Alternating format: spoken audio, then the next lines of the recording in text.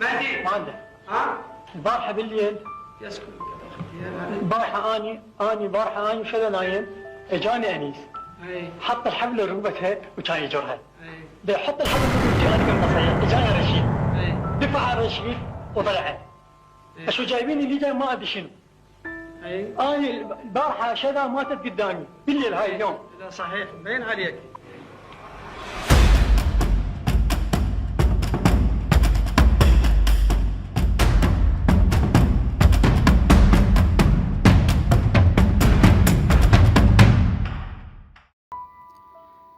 في ليلة يوم التلات يوم 29 سنة 1992 الشرطة تلقت بلاغ طارئ من راجل باين على صوته القلق، والراجل ده هو أخو واحد اسمه أنيس علوان ساكن في حي الكفاءات في منطقة الغزالية في بغداد. الراجل اتكلم في التليفون وقال إن أخوه وعيلته مختفيين بقالهم يومين ومفيش أي حد بيخرج من بيتهم وأبواب البيت مقفولة جامد جدا، وبيقول إنه خبط على الباب كتير ومفيش حد فتح وشم ريحة وحشة خارجة من البيت. جت الشرطة على طول على البيت بعد البلاغ ده، ولما وصلوا وخبطوا على الباب ومحدش فتح فاضطرت الشرطة إنها تكسر الباب بتاع المطبخ اللي كان مصنوع من الألمنيوم عشان تدخل البيت.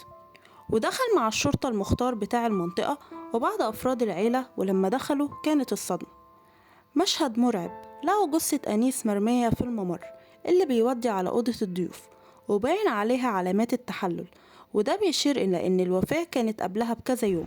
وبعد فحص الجثة لقوه إنه تم خنقه بوحشية. ومش بس كده، لأ، دي الأوضة التانية كانت فيها المصيبة الأكبر.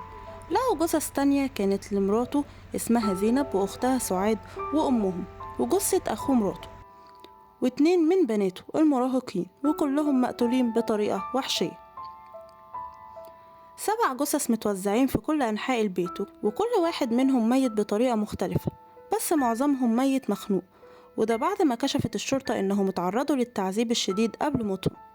وكانت الآثار مالية جسمهم من آلات حادة وأجسام صلبة واضحة جدا وعاملة علامات كبيرة على أجسامهم. كان المشهد المرعب بجد لما لقوا جثة تمارة، ودي تبقى بنت أخو مرات أنيس، متعلقة من رجلها بحبل ومربوطة في السقف، وكانت مربوطة بوحشية وباين عليها آثار التعذيب على جسمها وإنها تعرضت للضرب المبرح قبل وفاتها.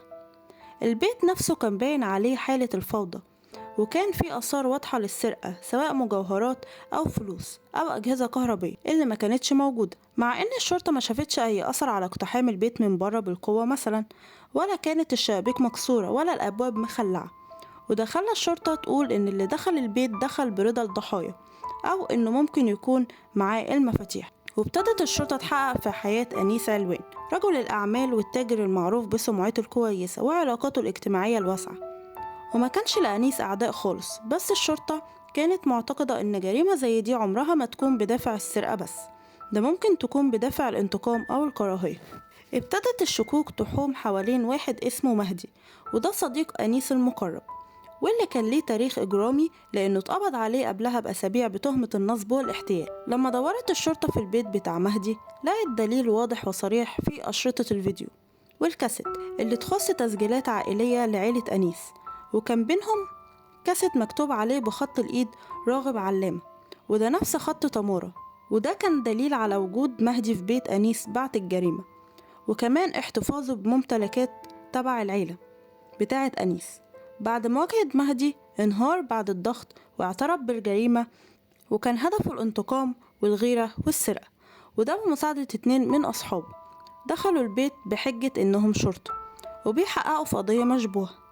ليلة الجريمة كانت كابوس حقيقي بعد ما تعرضوا للضرب والتعذيب والقتل الوحشي والخنق لحد الموت. حتى البنت الصغيرة تمارة ما سلمتش منهم. بعد ما قتلوا العيلة سرقوا كل الذهب والمجوهرات والفلوس، وبعد التحقيقات اتحكم على مهدي وشركائه بالإعدام شنقا. الجريمة دي وقتها كانت قضية رأي عام، وتعتبر من أبشع الجرائم اللي حصلت في بغداد، وإزاي اتحولت الثقة لخيانة والصداقة لعداوة.